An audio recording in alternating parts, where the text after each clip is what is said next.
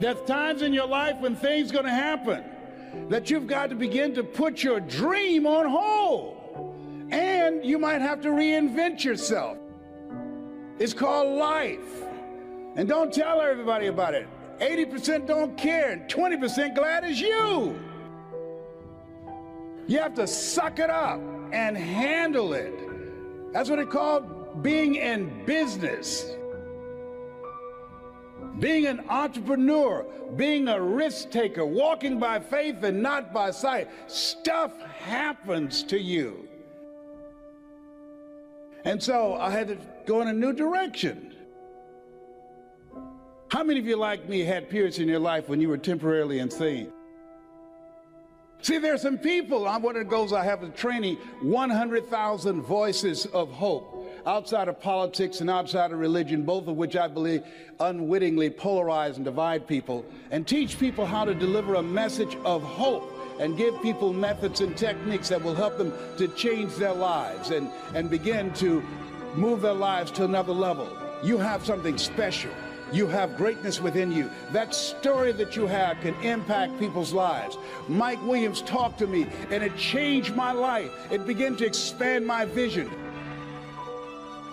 That's in your future. Shake somebody's hand on your right and left and say, that's in my future. That's in my future. Everybody point at me right now. Point at me right now. Point at me lovingly right now. Say, Les Brown. Everybody together say, Les Brown. If you can do it, I can do it. And this time when you say, I can do it, say it with conviction. Point at me again. Les Brown. If you can do it, I can do it. Shake someone's hand and you're ready and left and say, I'm ready to play a bigger game. Do that right now. Say, I'm ready to play a bigger game. If you chase your passion, if you listen to me, I know what I was born to do. If you told me right now, how can you fill $5 million, ET, but you can never do another TGIM. You can never go into another school. You can never go to another college. You can never motivate anybody for the rest of your life. No more motivation, no more inspiration. I would tell you, keep your $5 million. Why? Because this is what I was born to do. And what I've discovered, that you got to pass up on good to get to great. And one day, you're going to be in a nursing home. And the biggest thing that you're going to hope for is that there's someone standing right there beside you. So when you're on your deathbed, how will your legacy ripple? Are you going to make a big splash? Or are you going to be a tiny little pebble in the pond? How many people will show up to that funeral of yours? How many people did you positively impact that your time expiring will make them cry because you're not here anymore to have an effect on them? I want you to place yourself in the eyes of death, because death is going to set you free. How are you going to leave this earth? Will you be remembered? How will you be remembered? Your life is not done yet. So now is the time to go after everything you want. Time will expire one day. So you gotta beat the clock. People in my life right now, are they contributing to my growth and development? Are they making me a better person? What I'm doing right now, is it nourishing me? Does it empower me? Is it giving me what I need out of my life right now? Is it challenging to me? Is it making me stretch mentally and emotionally and spiritually? Is it getting the best out of me? See, this is the only life you've got. So you don't want to squander it doing something you don't want to do, feeling you can't do any better. You can do better. You should do better. You deserve to do better. You're entitled to that. That is your right to do better.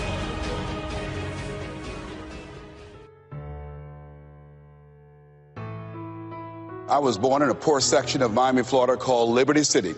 I was born in an abandoned building on a floor with a twin brother.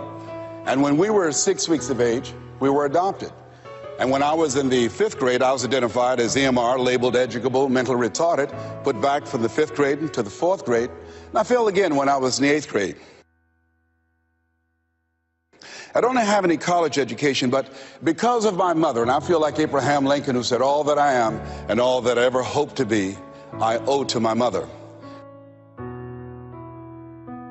But I'll never forget when I met Mr. Washington. I was in a class waiting on another student, and he came in and he said, "Young man, go to the board and work this problem out for us." I said, "Oh, sir, I can't do that." He said, "Why?" I said, "I'm not one of your students." He said, "Look at me." I said, "Yes, sir.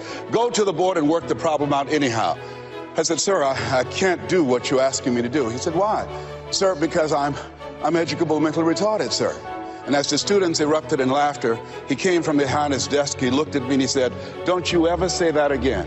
Someone's opinion of you does not have to become your reality." And that was a turning point in my life. On one hand, I was humiliated. But on the other hand, I was liberated. Because he looked at me with the eyes of Goethe, who said, "Look at a man the way that he is. He only becomes worse. But look at him as if he were what he could be. Then he becomes what he should be." You have greatness in you. You have the ability to do more than you can ever begin to imagine. I don't even know you, but I'm telling you what I know from my own experience. And greatness, ladies and gentlemen, greatness, it's a choice. It's not your destiny. Most people never discover their greatness. Most people, ladies and gentlemen, go to their graves living a life of mediocrity. One day, you're gonna die. And that's not me being negative. That's the cold, hard truth. So I want you to face that reality right now. And I want you to take a good look at your life right now as it is. If you died tomorrow, how would you look back on your life? Would you be proud to be buried? Or would you feel like your life was incomplete? So looking at death straight in the face right now will set you free. What are the things you didn't do that you wanted to? Did you want to start a business? Did you want to start a charity?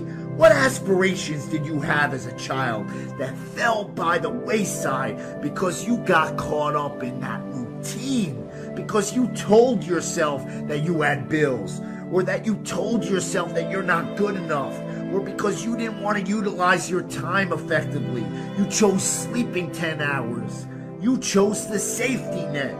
You stayed in your routine and you didn't want to bust out of that comfort zone. The separation of talent and skill is one of the greatest misunderstood concepts for people who are trying to excel, who have dreams that want to do things. Talent you have naturally. Skill is only developed by hours and hours and hours of beating on your craft. I just believe that. I believe that I can create whatever I want to create.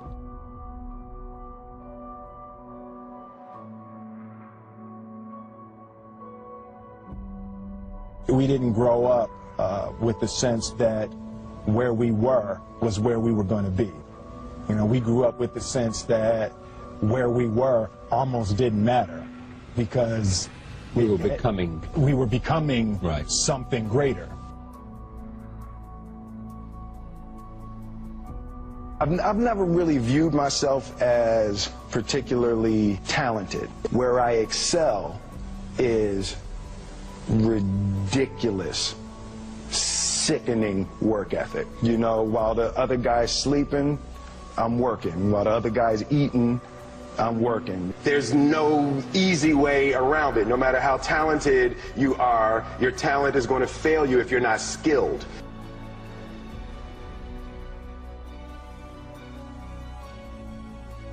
The first step before anybody else in the world believes it is you have to believe it.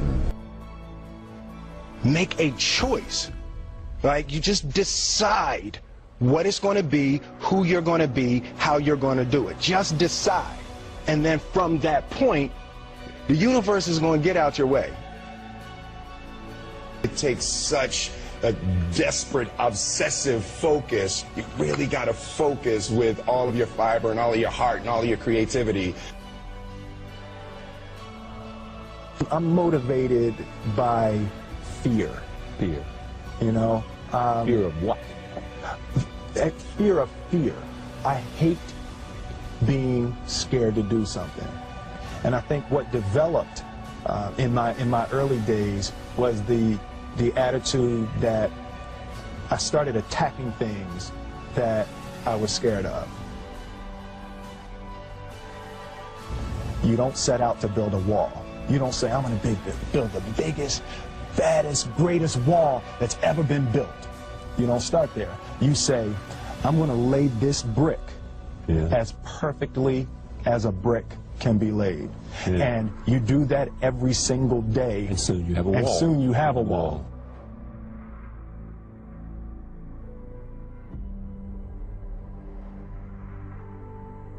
You can't be scared to die for the truth.